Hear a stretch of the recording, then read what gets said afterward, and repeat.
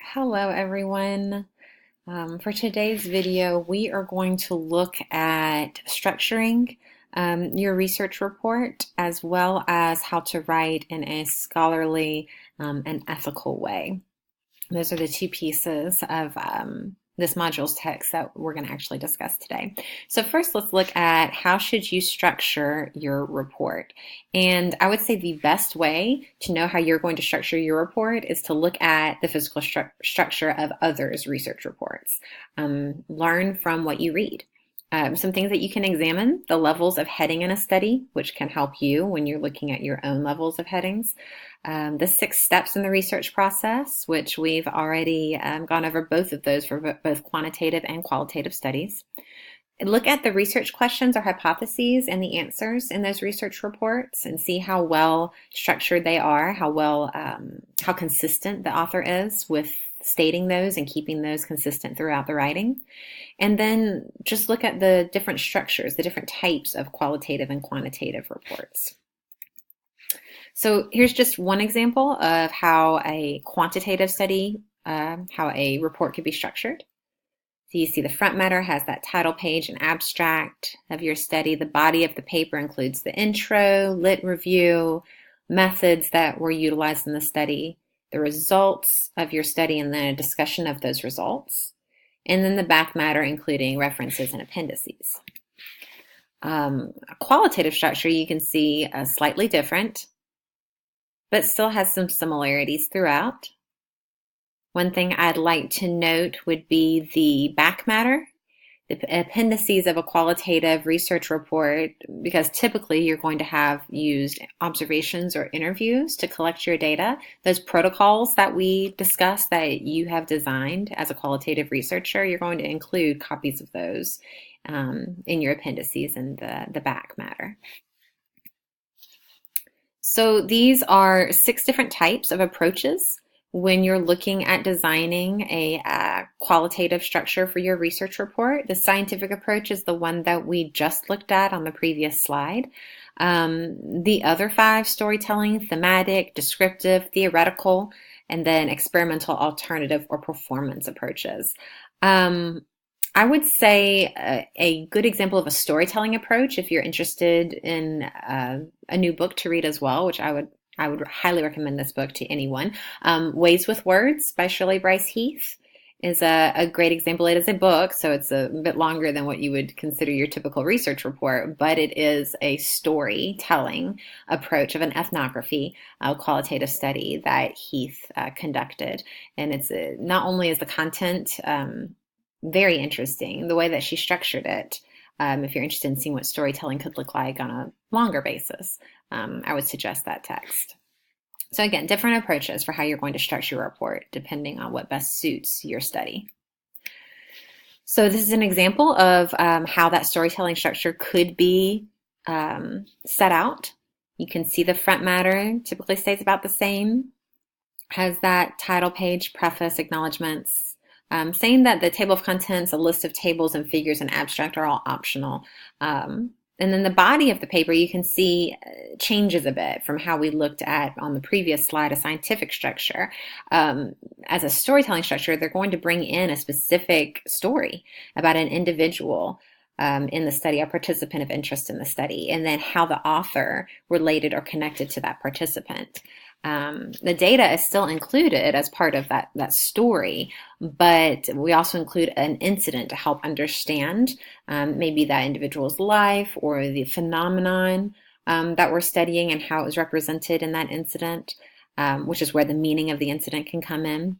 And then taking that smaller specific story within that individual participant and broadening it to a larger understanding of maybe that student's class or that mother's family, some group of people to which that individual belongs. Then comparing the meaning with other published studies. So doing some comparisons, knowing that you've had other studies that have been published that have the same phenomenon examined, or comparing the two, maybe what your incident or meaning finds is different than those studies or similar. And then you're returning back to your personal meaning, your connection with that individual and events. So you can see that that structure for storytelling, it starts small within that individual participant, gets broadened a bit to a larger group of people, and then broadened even more to comparing it with published studies, and then kind of brings it back to you as the author and your personal meaning. And then the back matter, including references always. So that was just a very brief overview of different ways that you could structure your research report. We're going to spend just a little bit of time on how to write in a sensitive, ethical, and scholarly way, which I'll preface this by saying it comes with practice. The more that you write and the more that you have feedback from someone who is looking at your writing and can say, here's how you might want to tweak or adjust your writing to make sure it is sensitive, ethical, and scholarly, the better you'll be. So these are just a couple of bullet points. We're going to look at some of them a bit more closely, using language that reduces bias. And this is something that, again, you might not be aware of as a beginning researcher or research writer.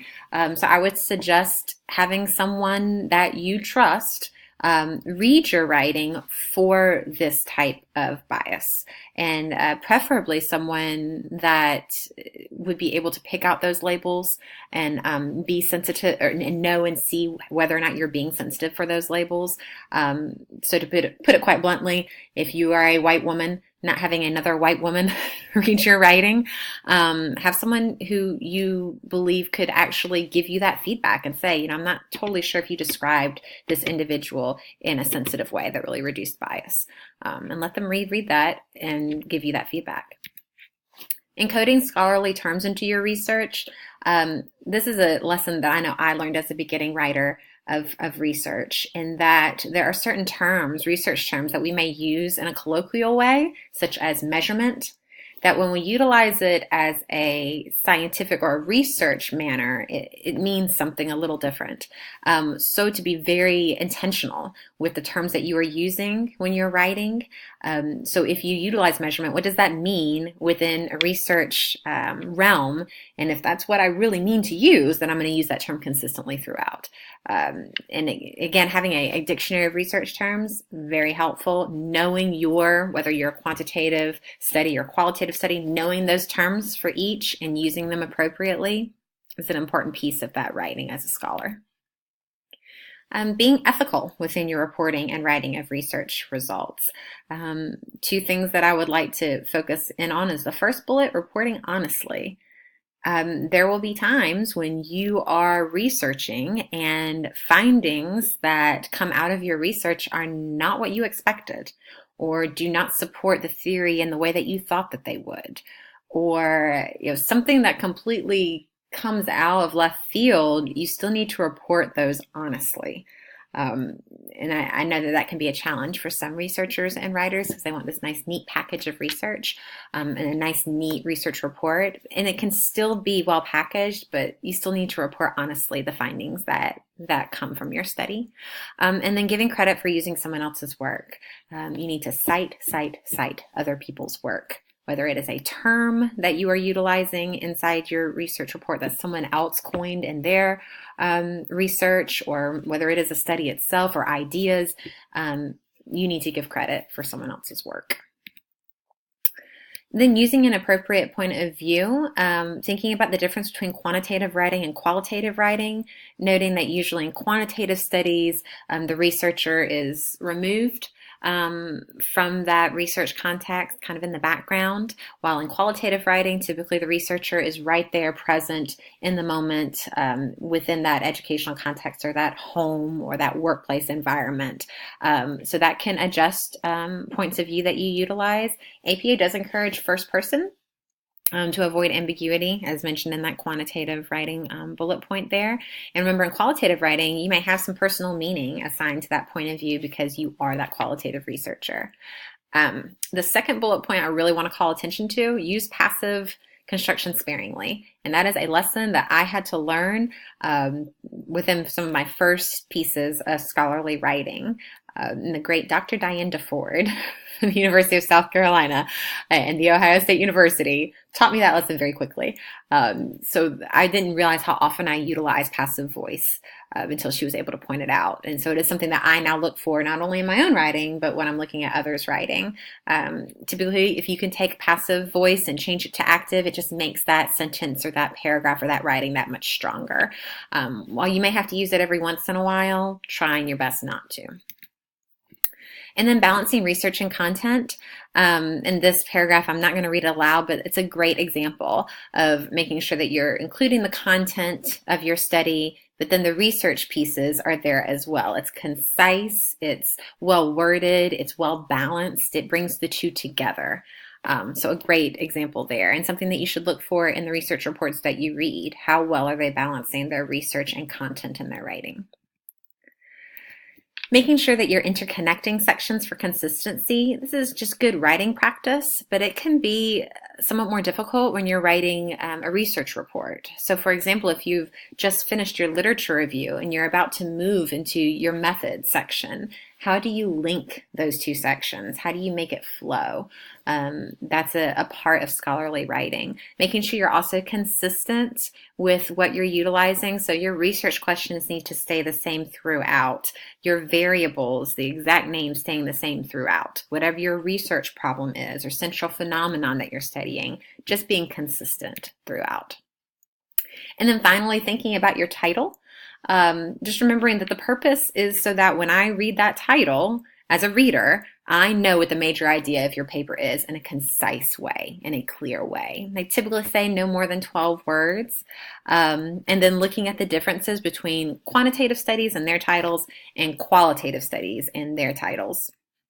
And when you're reading research reports, take a look at their title and see, okay, this looks like a quantitative study, and does it have these characteristics of a title? This is a qualitative study. Does it have these characteristics of a good qualitative title?